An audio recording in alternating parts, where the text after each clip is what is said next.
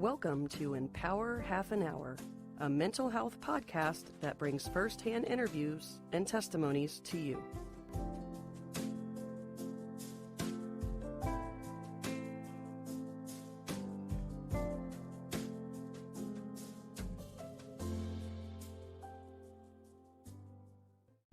Hello, everyone, and welcome to Empower Half an Hour. My name is Brandon Spatz, and I'm your host.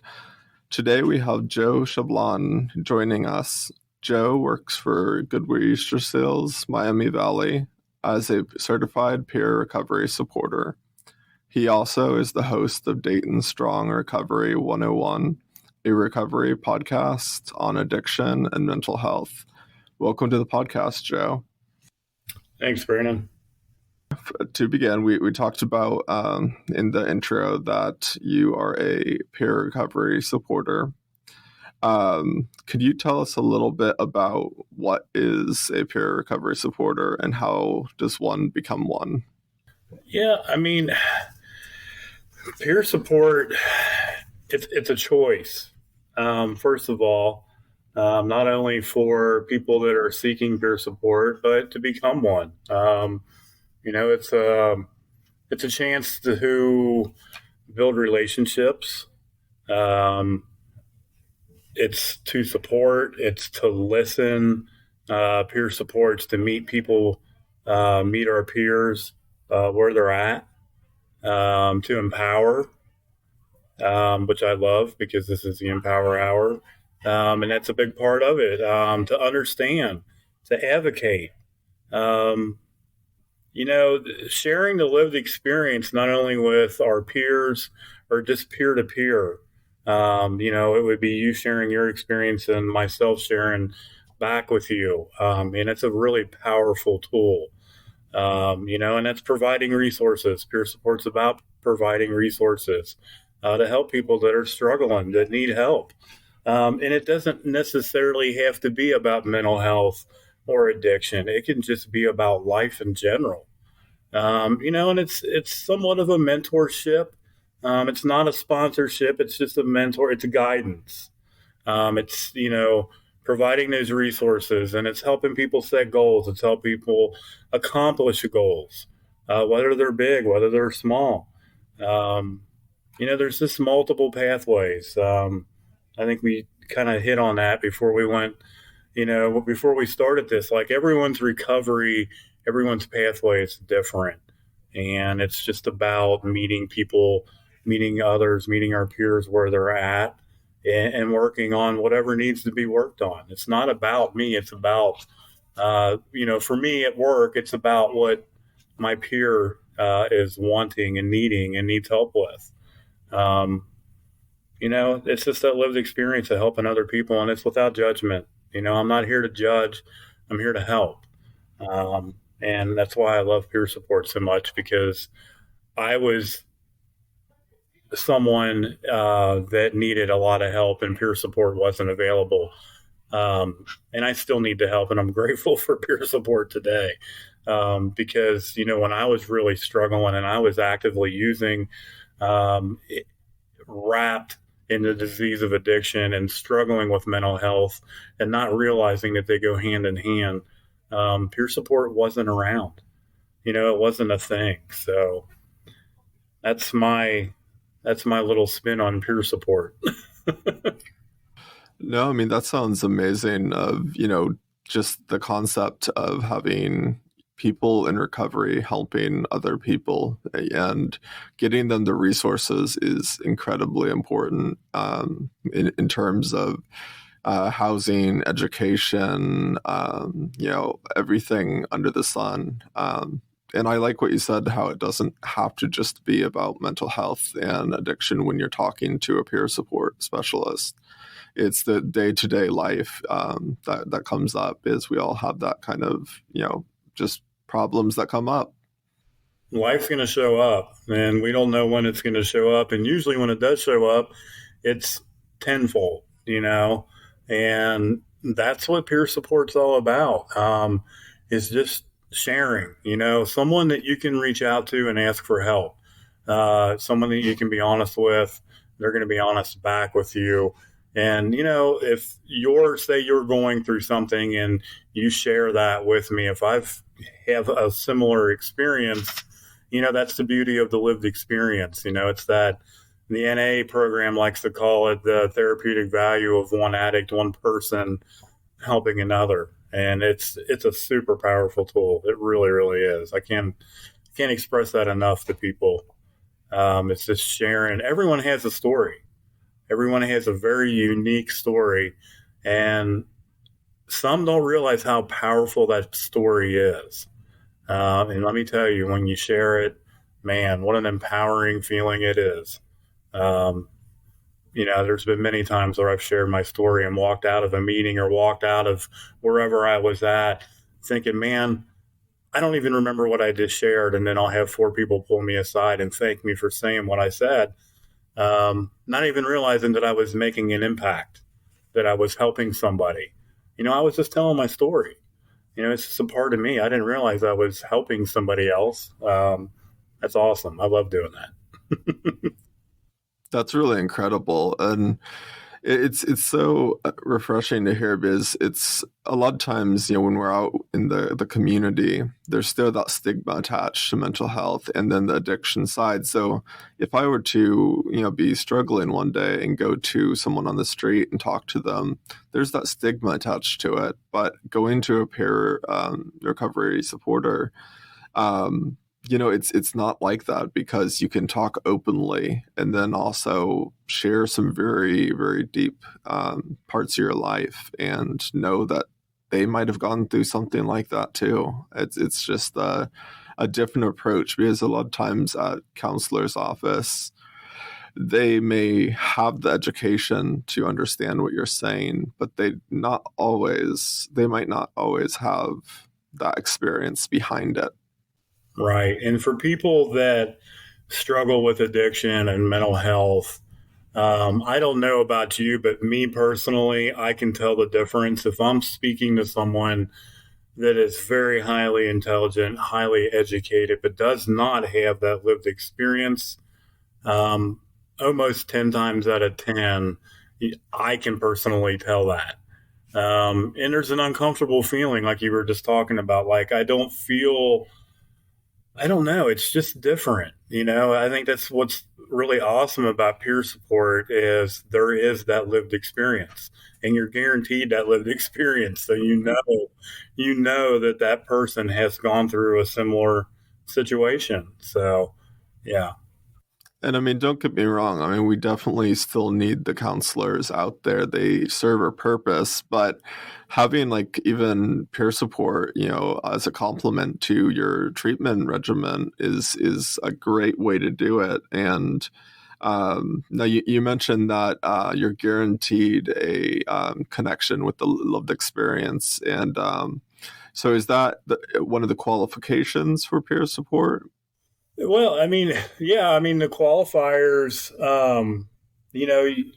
you have to have had, some kind of struggles, whether it be mental health, whether it be addiction, a combination of both. They go hand in hand. Mental health, behavioral health, struggles with drugs and alcohol. It goes hand in hand, and that's the lived experience. That's what's the beauty of becoming a peer support. I never thought that at one point in my life, when I thought, when I was hopeless, that's the easiest way to say it. When I was hopeless and I didn't think that I was ever going to be able to find a job, that I was never going to be able to find something satisfying that I loved getting up and going to every single day, and being of service and helping other people, was because I had a felony background, that I had been to prison, that I had been on the streets and lived chronically homeless for over a decade, and was a strung out drug addict. I never thought that I was going to ever be where I'm at today.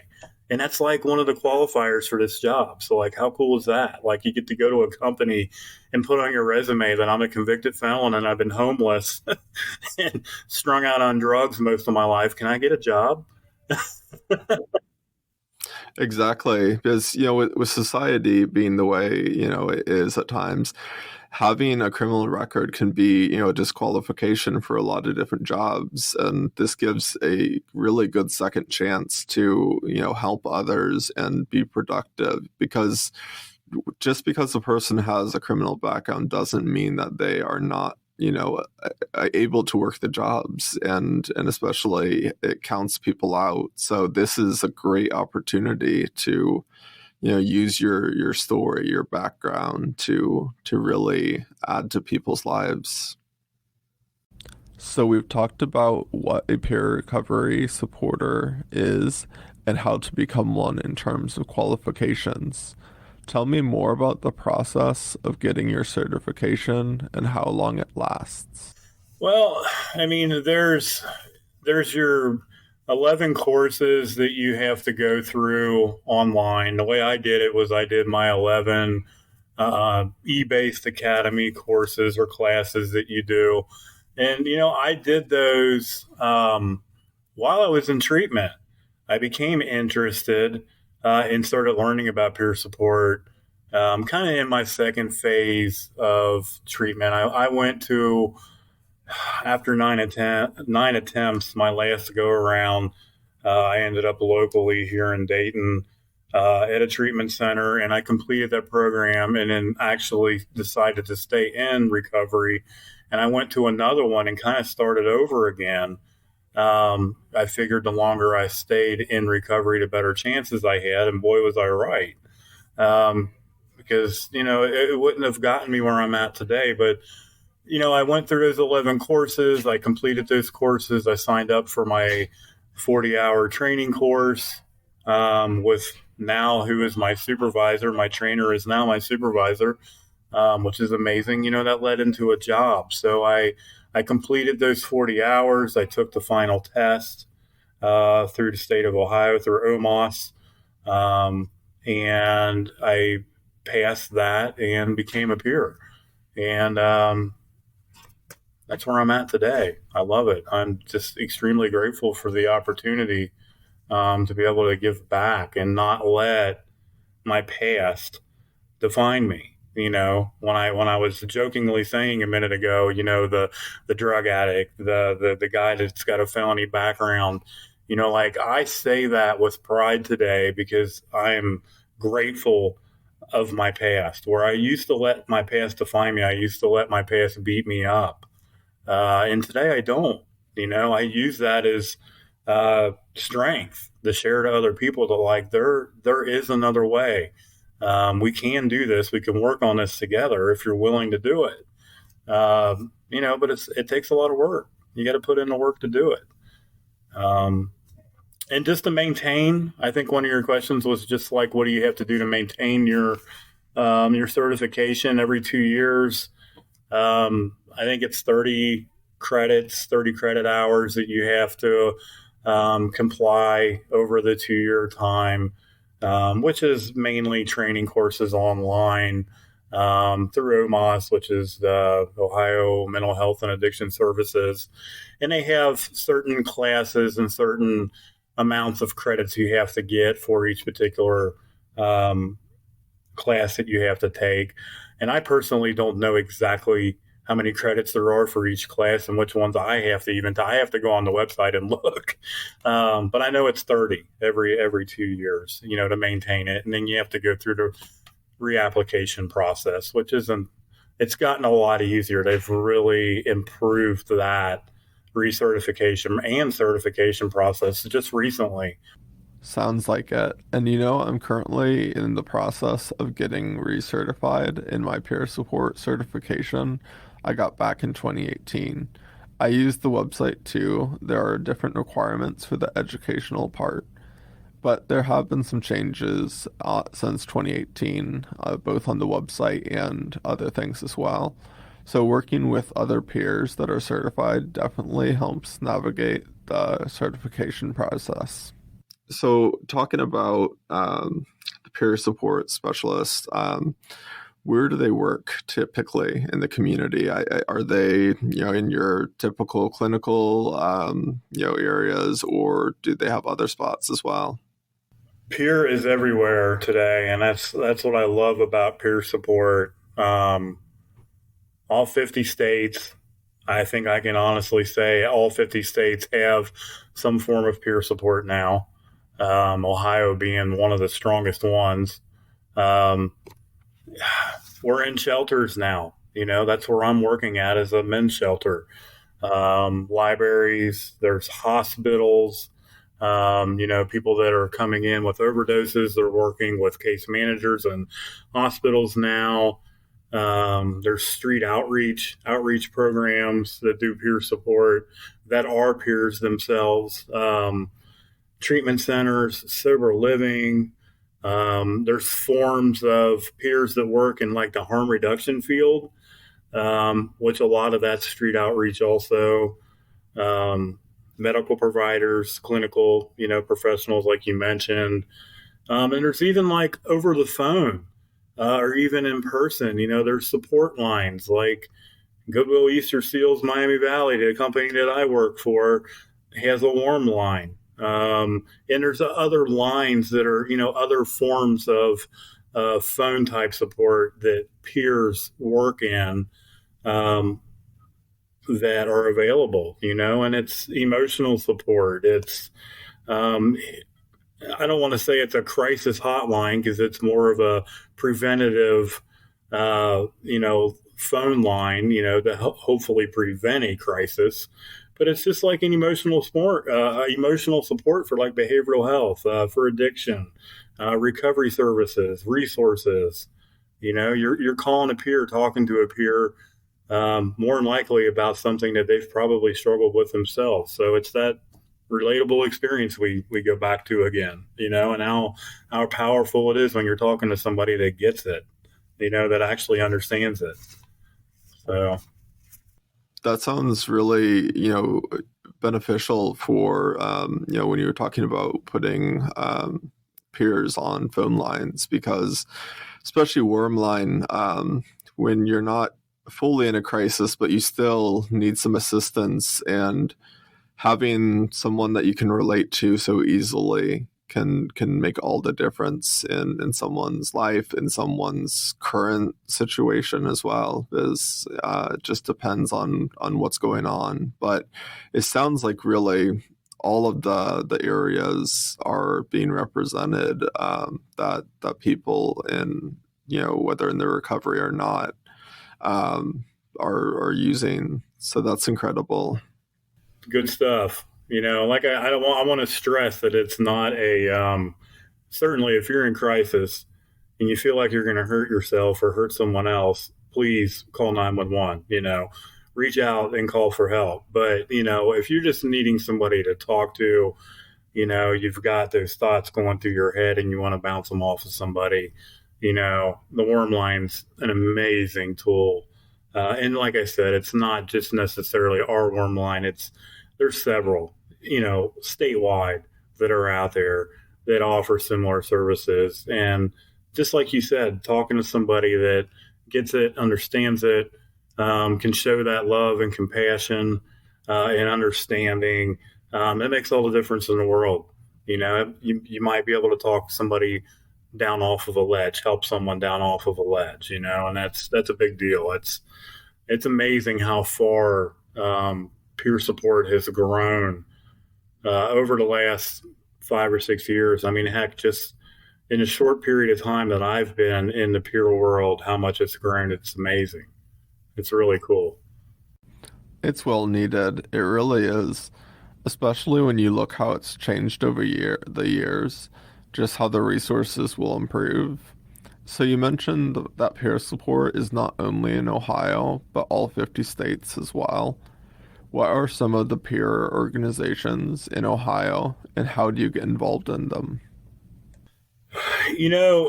There's a big one here in Ohio that we're a part of, Ohio Pro, which is Ohio Peer Recovery Programs. That's what Ohio Pro stands for. And it's exactly that. It's an organization that people can join, other groups, other organizations can join and be a part of. And it's a great, it's a great website you can visit. to see the list of organizations is countless. We don't have enough time for me to go through all of them because there's so many that are out there. And for anyone that's interested in learning about more recovery programs in Ohio, specifically OhioPro.com. I think it's Ohio/Pro.com's website. They've got a link on their website where they do meetings for peers. There's all the links to the organizations. Locally we have Goodwill Easter Seals, Miami Valley. Of course, I'm going to plug the place I work for because they're amazing. There's Family of Addicts here in Dayton that help exactly what it sounds like. The families of addicts, alcoholics, because there's struggle there too, from the family side. So, it's for those that are listening that know what Nar-Anon or Al-Anon is, that's the family side.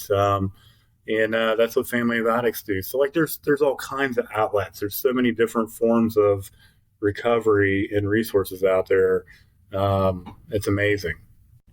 For our viewers, I'll add all the links to the resources that we've discussed today onto our Instagram page. With the peer support specialist certification, is there room for growth within the field? Sky's the limit, my friend. I'm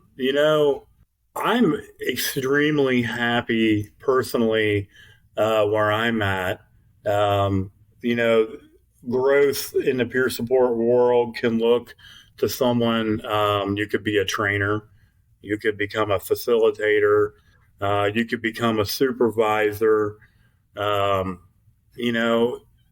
Peers are, we're leaders, man. There's so many peers out there that are developing new resources and new programs. They're huge influencers. They're out there advocating every single day. They're impacting communities. They're doing big things. Peers are kicking butt, man. And they're out there doing that in the public. They're out there doing it to leaders in our communities, way up in the food chain, and they're advocating. And it's just, the sky's the limit. There's so many different opportunities and options and forms of peer support. There's all kinds of growth. It's just, I think everyone's different and everyone's going to find their niche. Everyone's going to find what they enjoy, what warms their heart every day. I have personally found that here at the homeless shelter, where others may not be as comfortable working at a homeless shelter. It's everyone's different. I've found my niche. But if I wanted to grow and I wanted to move on to something bigger and better, I'm sure I could, but I don't want to. I'm completely cool with where I'm at. I love it. I love that though. I mean, that you found your spot and it's where you want to be. And so it does sound like there's, some either, through the other positions you mentioned, and then also self-growth as well, because there's so many things you can take. It just takes the initiative and the compassion for others to really take off. My recommendation is don't limit yourself. Don't limit yourself, and the sky's the limit. If you set a goal that you want to become a facilitator and you want to take on a little bit more responsibility or be a trainer, then go for it. Absolutely go for it. That's a growth, whether that's personal growth for yourself, however you want to look at it. Like I said, I'm personally extremely happy with what I do every single day. So, but there's all kinds of room, it just depends on what you're wanting to do. It really is. It's your decision. That is really good news that the field is so big. If you were to give any advice to anyone interested in becoming a peer recovery supporter, what advice would you give them? Well, I'm going to go back to the beauty of peer support. I was the one that would self-doubt. I was the one that would beat myself up. I'll keep this PG-13 and say that I was one that would pump quarters in the butt kicking machine. I was really hard on myself. I would never learn to give myself a break. The sky's the limit, my friends. Set small goals. Like if you want to become a peer support specialist, supporter, peer recovery supporter, and that's where you find your passion, leaning towards, then go for it. Don't overwhelm yourself. It was easy for me to overwhelm myself and take too much on. I was one that would put too much on my plate. And I found that when I don't overwhelm myself and I set those small goals and I go after them, I'm usually pretty successful in completing them. And I have been. So, my recommendation is if you want to become a peer recovery supporter, why not? Go for it. And give yourself a break, because anyone listening can do it. If you have this lived experience that we've been talking about for the last 30 plus minutes, go for it. Share your story. That is the most powerful tool in your toolbox. Anyone listening today, it's a super powerful tool. So share. The more we share, the more we help. And the more we help, you just don't know who you're out there helping. Yeah. That's really good. And, sometimes with today's world, and the stigma that's out there, it may feel scary to share your story, but it can help just about anyone, whether they have a mental illness or not, or addiction or not. It doesn't have to be just for that, but I think that's really hitting it right where it needs to be for advice. Pain shared is pain lessened. I had to sneak that in there because that falls right in tune with what you just said. It's healing. It's very, very healing. Definitely. It's a day-by-day process, and some days are not always the best days, but living in recovery is a gift. We've had so many, each person's story is different, but a lot of times with mental health and addiction, these, types of things go on a long time. They're not quick. And when we're in recovery, we want to use that to our advantage and really get to work really and get other people into recovery as well, because we've experienced the beauty of recovery, and we want the best for other people that we see that are still struggling on the daily. Now, at the shelter you're at currently, could you kind of describe a little bit what your day-to-day looks like in terms of just overall experience? Well, a quick rundown. I used to live here. I used to be a client here at the shelter a few years, not too long ago. I used to live here. So when I went through my training and my now supervisor was training me, I think she just knew right away that I was going to be, a good fit for the shelter. My lived experience, my day-to-day here is dealing with peers that we're no different. I don't look at my peers any differently than I do myself. We're equals. And, I see myself in the mirror every single day. That's what a day looks like to me.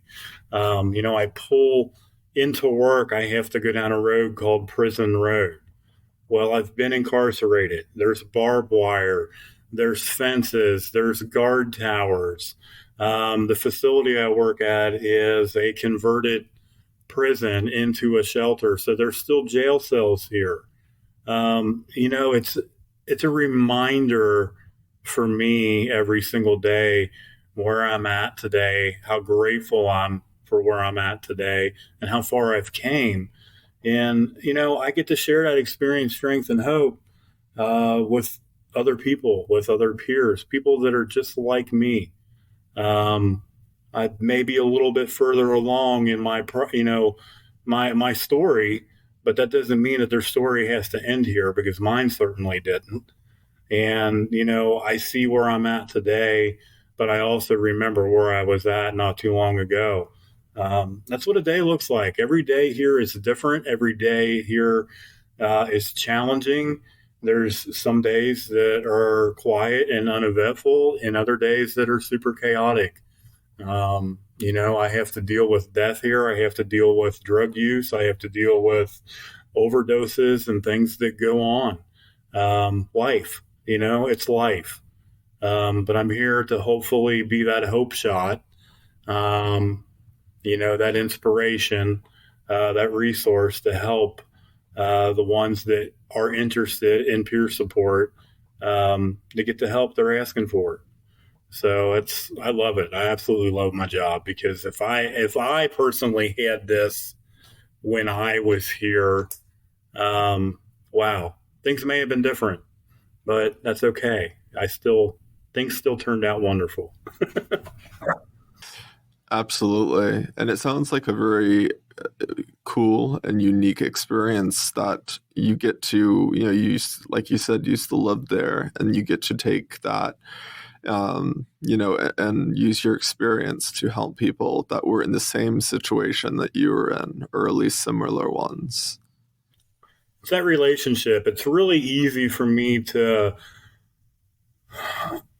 maybe make someone feel comfortable because of that relatable experience. When I share a little bit of my story with someone that's here talking to me, that it's just that relatable experience that's so powerful in peer support, period, hands down, because right away they know that I get it, that, I understand where they're coming from.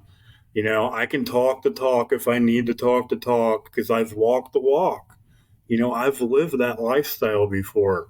And sometimes it's different from person to person. It really is. It really is. It changes from person to person, but I'm just gifted with that ability. It's an ability within me that I never knew I had.